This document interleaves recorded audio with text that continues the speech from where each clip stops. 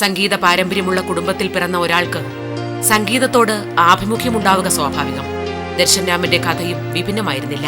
സ്വരസ്ഥാനങ്ങൾ ഉറപ്പിച്ച് പാട്ടിന്റെയും സംഗീതത്തിന്റെയും ലോകത്തേക്കിറങ്ങിയ പയ്യന്റെ വിദൂര സ്വപ്നത്തിൽ പോലും അന്നൊന്നും സിനിമ ഉണ്ടായിരുന്നില്ല. നാടകങ്ങളൊക്കെ കേട്ട് ഇങ്ങനെ കഴിഞ്ഞിരുന്ന കാലത്ത് ചേട്ടൻ മദ്രാസിൽ പോകുന്നു. മദ്രാസിൽ പോയി ചേട്ടൻ 72-73 കാലഘട്ടത്തിൽ ചേട്ടൻ്റെ ആദ്യത്തെ പടം പോലും ഇറങ്ങിയിട്ടില്ല. ചേട്ടൻ ആദ്യത്തെ പടം റിലീസാവുന്നത് 75-ലാണ്. എങ്കിലും അതിനു മുമ്പ് തന്നെ ചേട്ടൻ എന്നെയും വിളിച്ചുകൊണ്ടുപോയി. ഞാൻ അവിടെ ആദ്യത്തെ 4 ദിവസം, ശരിക്കും പറഞ്ഞാൽ ആദ്യത്തെ 4 ദിവസം ഞാൻ ചെന്ന് നിൽക്കുന്നത് എം.എസ്. വിശ്വനാഥൻ മാസ്റ്ററുടെ കൂടെയാണ് എന്നെ കൊണ്ട് നിർത്തുന്നത്. എനിക്ക് കാരണം പക്ഷേ എനിക്ക് അതിന് അവിടെ ഒന്നും ചെയ്യാനില്ല. എന്നെ പിടിഞ്ഞ് ഇങ്ങനെ കൊണ്ട് മാസ്റ്റർ അടുത്ത് കൊണ്ട് പരിചയപ്പെടുത്തി മാസ്റ്ററിൻ്റെ കൂടെ നിൽക്കട്ടെ എന്ന് പറഞ്ഞ് നിന്നു. 4 ദിവസം പുള്ളി എന്നെ ശ്രദ്ധിക്കണേ ഇല്ല. കാരണം ഞാൻ ചെന്ന് ഇങ്ങനെ നിൽക്കുമ്പോഴത്തേക്ക് പിന്നീട് പിൽക്കാലത്ത് എനിക്ക് 5-ാമത്തെ ദിവസം വിളിച്ചു ഞാൻ പോയില്ല. ഞാൻ പറഞ്ഞു ചേട്ടൻ ഞാൻ പോയില്ല, ഞാൻ ചുമ്മാ അവിടെ ചെന്ന് നിൽക്കേണ്ട കാര്യമില്ല എന്ന് പറഞ്ഞു.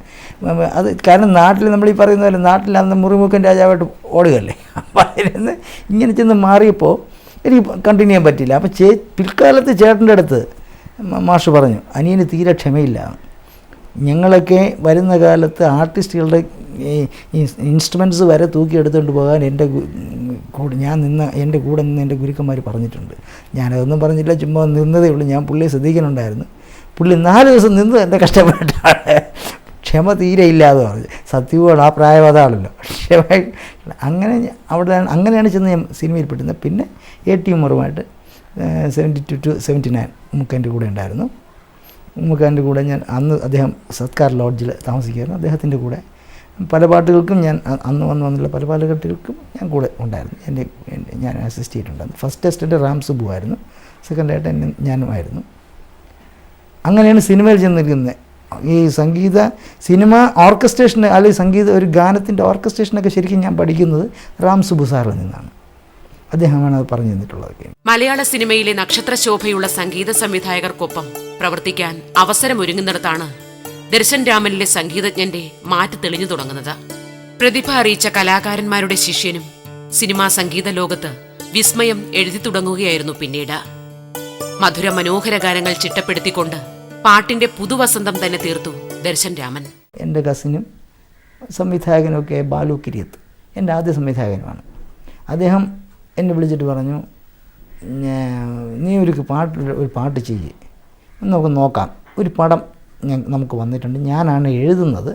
സംവിധായകൻ P.N. ശ്രീകുമാർ എന്ന് പറയുന്ന വ്യക്തിയാണ്. അഭിലാഷങ്ങളെ അഭയം എന്നാണ് പടത്തിൻ്റെ പേര്. അങ്ങനെ വന്നിട്ട് എൻ്റെ അടുത്ത് ചെയ്യാൻ പറയുന്നു. അപ്പോൾ അതിൽ ഞാൻ ഒരു പാട്ട് ചെയ്തു. അത് പിൽക്കാലത്ത് ജാനകി അമ്മയും ദാസേട്ടനും കൂടെയാണ് പാടിയത്. ഒരിക്കലും മരിക്കാത്ത മനസാക്ഷിയോടെ ഓർമ്മകളിൽ ഞാൻ തപസ്സിരിക്കുന്നു, പിരിഞ്ഞു പോയോരിണ കുയിലേ നീ തിരിച്ചു വരുന്നതും കാത്തിരിക്കുന്നു. ഇതായിരുന്നു ആ പാട്ട്. ഈ പാട്ട് കമ്പോസ് കുറച്ച് കഴിഞ്ഞപ്പോൾ ആ പാട്ട് എല്ലാവർക്കും ഇഷ്ടപ്പെട്ടു. ആ യൂണിറ്റിൽ അന്ന് യൂണിറ്റിൽ ഇഷ്ടപ്പെട്ട്. എന്നാൽ പിന്നെ ഒരു 3 പാട്ട് കൂടെ ഉണ്ടെന്ന് പറഞ്ഞു. അങ്ങനെ 3 പാട്ട്, അതിനകത്തുള്ള 4 പാട്ടുണ്ടായിരുന്നു. അൺഫോർച്ചുനേറ്റ്ലി ആ പടം ഇറങ്ങിയില്ല. ആ റെക്കോർഡിങ്ങോടുകൂടി ആ ശൈശവത്തിൽ ആ പടം നിന്നു. അത് 79-ലായിരുന്നു. അടുത്ത വർഷം ബാലുചേട്ടൻ തന്നെ സംവിധാനം ചെയ്യുന്ന, ബാലു കിരീയത്തിൻ്റെ സംവിധാനവും തിരക്കഥയും സംഭാഷണവും ഗാനങ്ങളും എഴുതി തകില് കൊട്ടാമ്പുറം എന്ന ചിത്രം, അതിൻ്റെ റെക്കോർഡിങ് നടക്കുകയാണ്.